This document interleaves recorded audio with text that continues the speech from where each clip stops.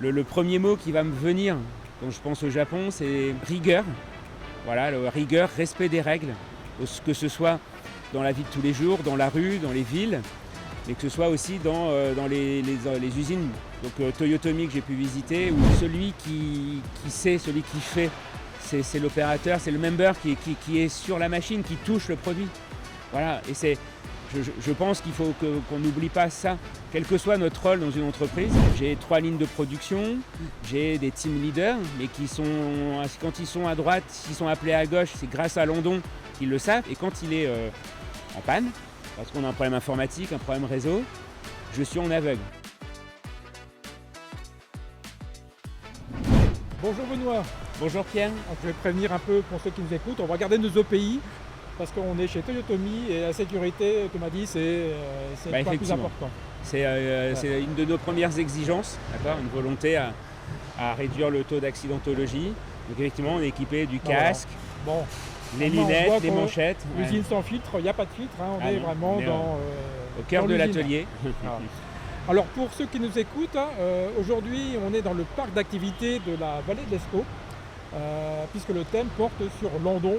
Donc Landon, on en parlera, mais c'est un système d'alerte utilisé au départ par les entreprises japonaises. On s'est dit pourquoi ne pas venir ici, puisqu'on est à côté de Toyota, Toyota Onna, et on est chez toi, donc on est chez Toyotomi qui est un des fournisseurs, tu vas expliquer un peu ce que fait Toyotomi, mais un des fournisseurs principaux de Toyota.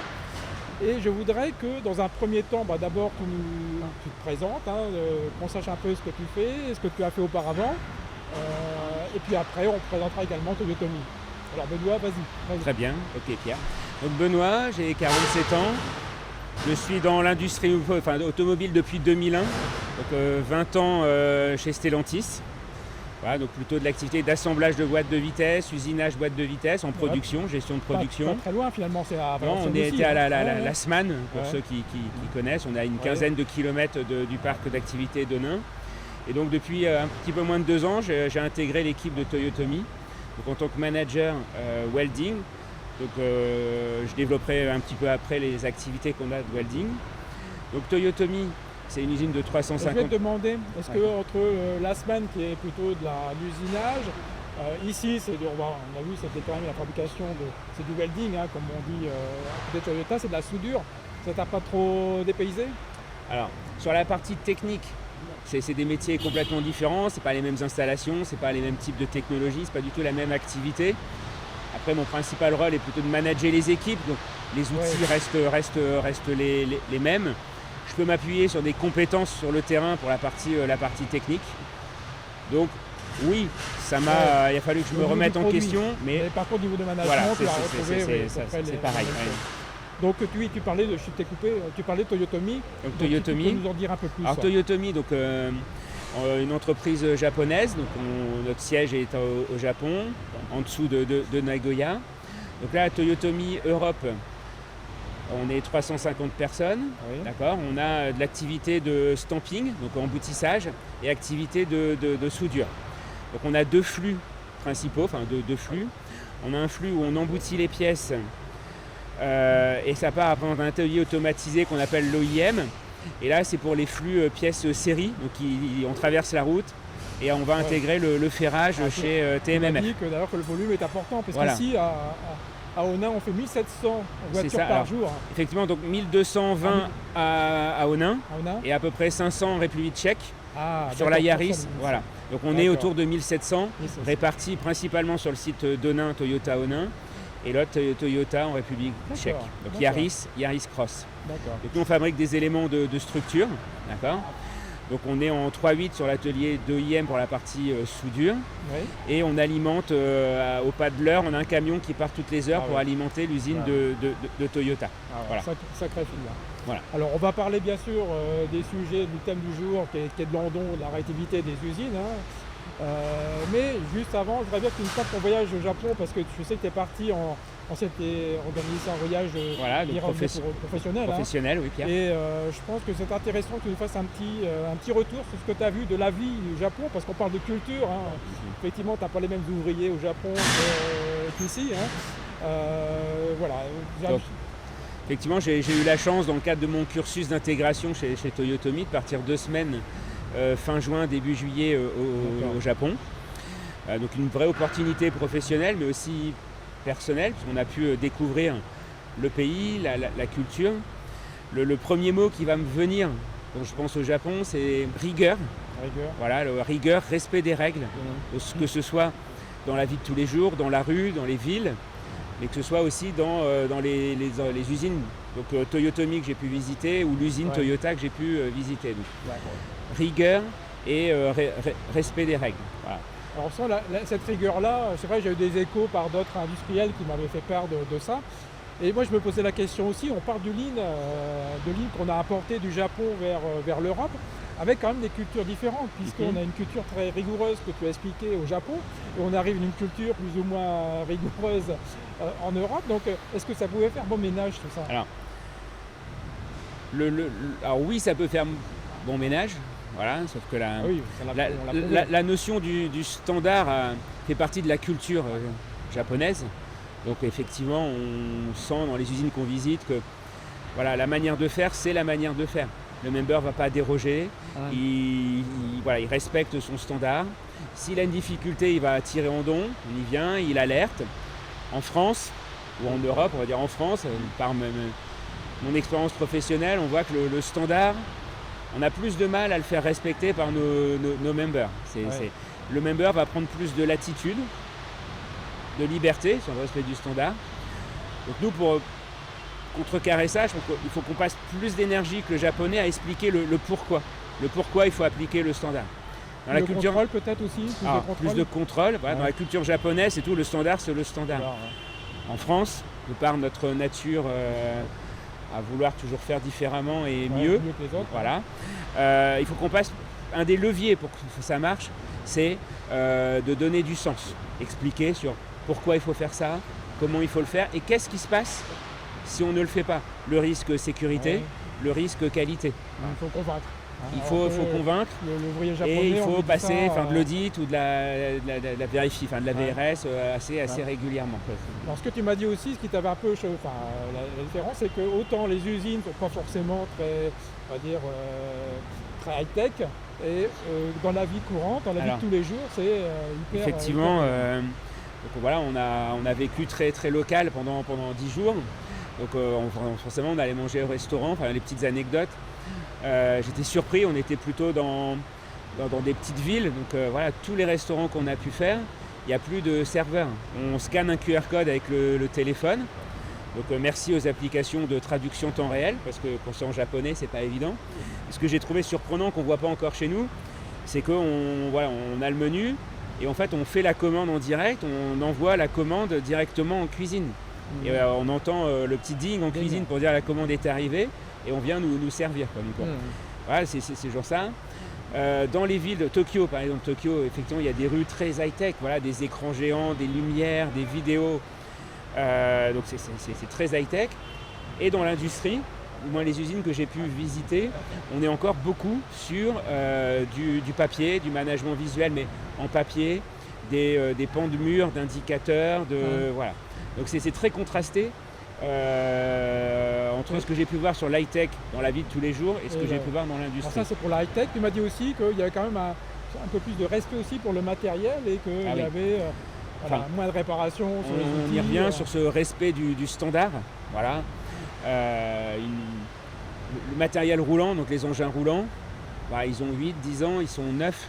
Pas parce qu'ils sont repeints tous les ans, ils sont neufs parce que c'est l'outil de travail des members. Et les members respectent leur matériel. Voilà, ils font attention, ils respectent les règles, ils ne vont pas trop vite, ils respectent les étapes de conduite. C'est plus difficile chez nous où effectivement on pense que comme on a de l'expérience, on va pouvoir aller plus vite ou chanter une étape et c'est là où il y a la chute, c'est là où le choc. Voilà. Donc effectivement, quand je suis revenu, je me suis amusé j'ai fait quelques photos, vidéos, et j'ai fait une espèce une petite bande dessinée pour montrer à mes members où un engin du Japon parlait avec un engin de chez nous. Et j'ai conclu par effectivement les engins de chez nous rêveraient d'aller travailler au Japon. Voilà. Alors un point aussi qui m'avait un peu pas surpris, mais c'est un constat. Il m'a dit, bon, l'ergonomie là-bas n'est pas encore un des points aussi prioritaires qui peut l'être en Europe, mais ça change. Oui. Parce que la génération, il y a un vieillissement de la population. C'est ça. Voilà, ça effectivement, donc il y a une démographie qui est en train de changer au Japon. Il y a moins en moins de naissances, donc il y a toujours le même besoin en termes d'emploi et d'embauche. Donc, par contre, il y a moins de personnes sur le marché. Ouais. Donc effectivement, là en allant à la maison mère, on a pu avoir vraiment une journée d'échange sur l'ergonomie, comment manager l'ergonomie en France, ça fait partie un peu plus de notre culture, grâce aux organisations gouvernementales, à la santé au travail. Effectivement, il y a une prise de conscience dans les usines, les échanges que j'ai pu avoir, du besoin de travailler en ergonomie pour pouvoir ouvrir le panel les possibilités des gens qu'on peut mettre sur les postes. Ouais. Et puis, forcément, avoir que des gens qui ont entre 20 et 30 ans, qui travaillent sur la force, sur le muscle, mais pouvoir ouvrir sur des gens un peu plus âgés, sur la population féminine, sur des gens avec un handicap. Voilà. Donc, on sent un changement de culture là-dessus par rapport effectivement à une démographie qui est en train d'évoluer au Japon. Bon. C'est vrai, j'ai voulu parler un peu de ton voyage parce que j'ai trouvé ça intéressant. Puis, à l'usine Sans Filtre, on aime bien, on est curieux aussi de savoir. Je pourrais en parler pendant des heures. Voilà, c'était l'occasion. Alors, je voulais te parler un peu des systèmes de réactifs qu'on a mis en place. Alors, nous, on connaît Toyotomi depuis 5 ans, dans tes premiers contacts. Tu n'étais pas encore là, puisqu'on m'a dit que tu étais arrivé il y a 2 ans. Mais on nous avait contacté pour justement mettre de la visibilité sur l'activité série, sur les grandes séries, pour connecter les robots et aussi les opérateurs pour avoir une visibilité temps réel, qu'on appelle le système Endo, une visibilité sur les incidents, et aussi visibilité sur l'activité. Donc là, ce système tourne toujours, il est opérationnel. Alors, je voudrais qu'on fasse un petit zoom, que tu puisses un peu nous faire un petit retour d'expérience sur ces 4 ans, puisque le système apporte des choses, il est indispensable. Et puis après, tu nous parleras des évolutions que tu y vois. Donc le système Andon qui a été installé il y a 4 ans en partenariat Toyotomi Pinflow, je vais résumer en 2 mots. On va développer un peu pour marquer l'intérêt. Aujourd'hui, si j'ai un problème informatique, que le système ne fonctionne plus, je perds de la production. On est en aveugle sur l'atelier. On est en aveugle parce qu'on n'a plus nos suivis de production en temps réel, l'avance-retard. On est en aveugle parce qu'on perd le système d'appel. Voilà, donc j'ai 3 lignes de production, j'ai des team leaders, mais quand ils sont à droite, s'ils sont appelés à gauche, c'est grâce à l'Andon qu'ils le savent, parce que la cellule, le poste qui appelle l'ETL s'affiche sur l'Andon, il y a la sonnette qui alerte, et quand il est en panne, parce qu'on a un problème informatique, un problème réseau, je suis en aveugle. On est même à se dire que ça n'arrive pas souvent, mais quand ça arrive à utiliser des porte-voix pour dire donc on perd de la production. C'est vraiment un système là, qui est au cœur de notre système de prod. On l'a constaté sur différentes industries, on a mis l'Andon, souvent on dit l'Andon, qu'est-ce que ça va me rapporter, quel est le ROI, mais on a des chiffres, parce qu'on a on voit quand même les retours sur investissement assez rapides, ce système-là, mais quand on l'a, là on perd. Donc ça veut dire que c'est indispensable. Oui, c'est ça. C'est un outil de production. C'est ça. Donc effectivement, nous on l'utilise pour faire le suivi de prod.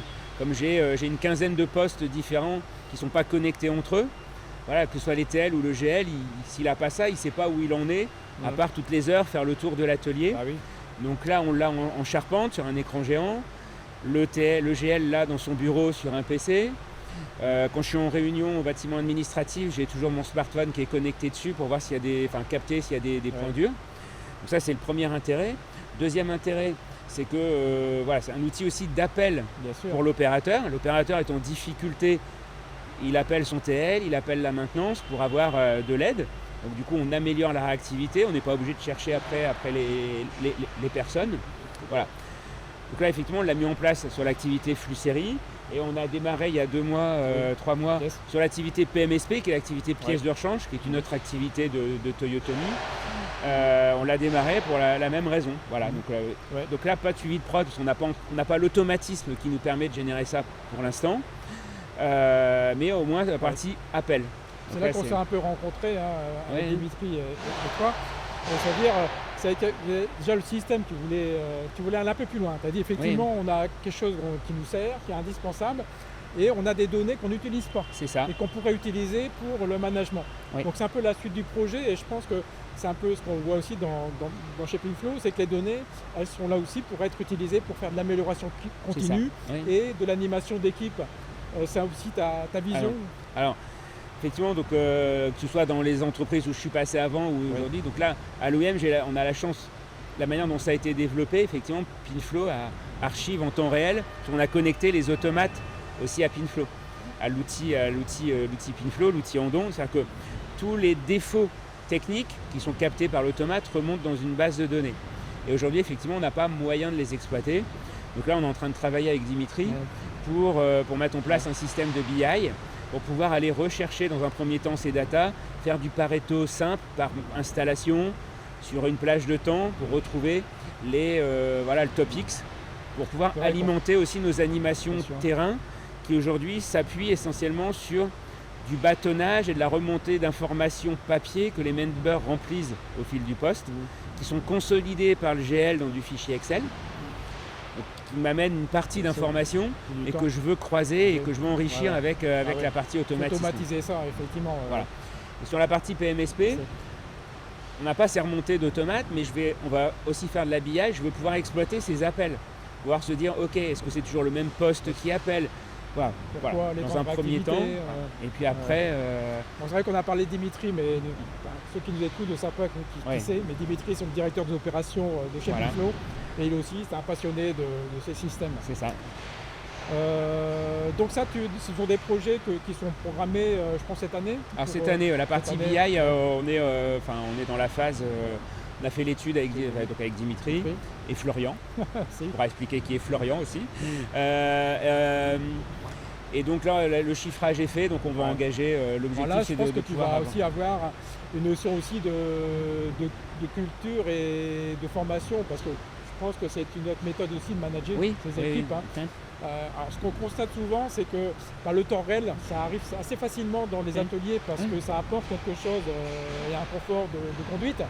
L'amélioration continue, donc ça demande une organisation, ça demande aussi des managers qui savent animer.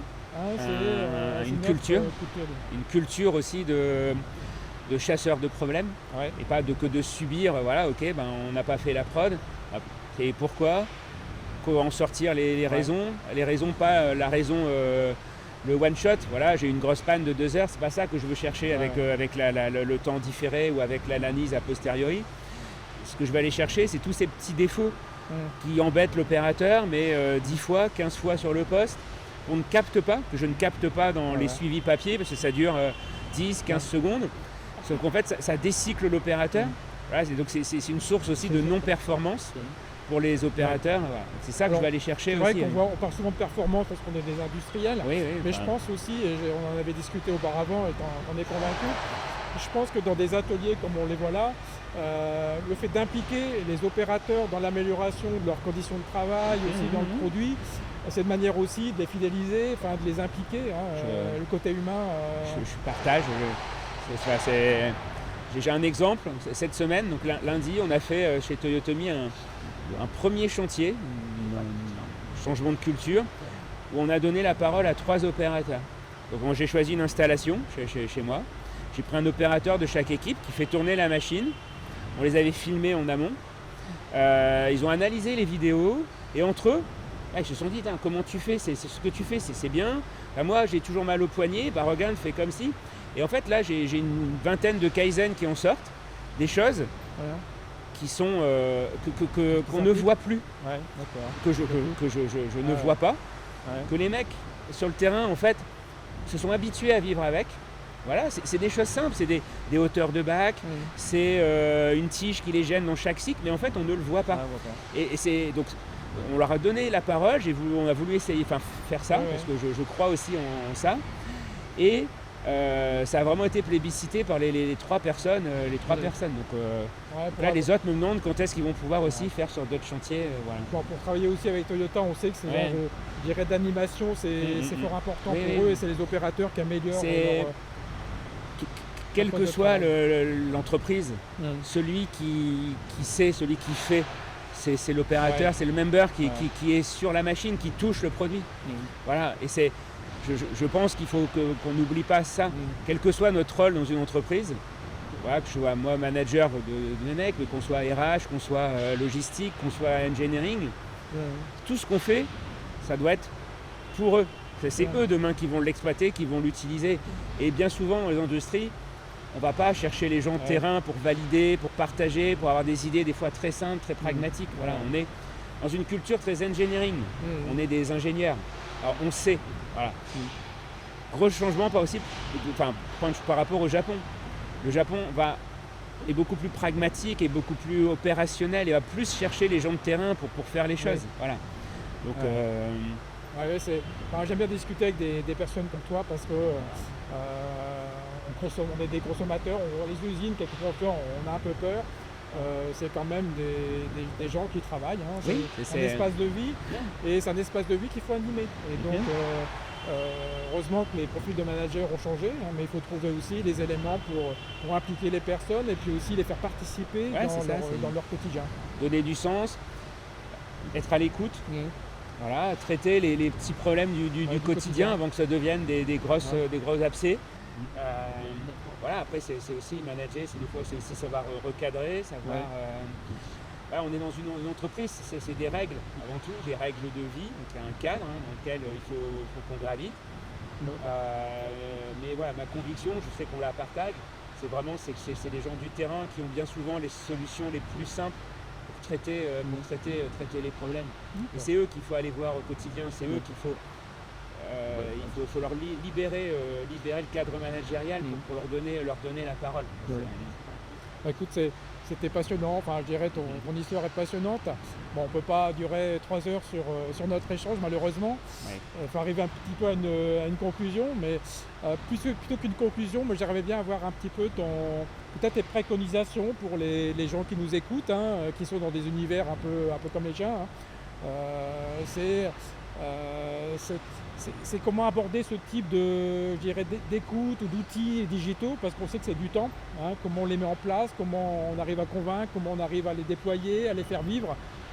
Parce que nous on est là pour vous aider, on adore ça, mais c'est sûr que s'il n'y a pas des personnes qui sont là moteur pour embarquer les équipes, c'est difficile. Donc quel est ton avis là-dessus?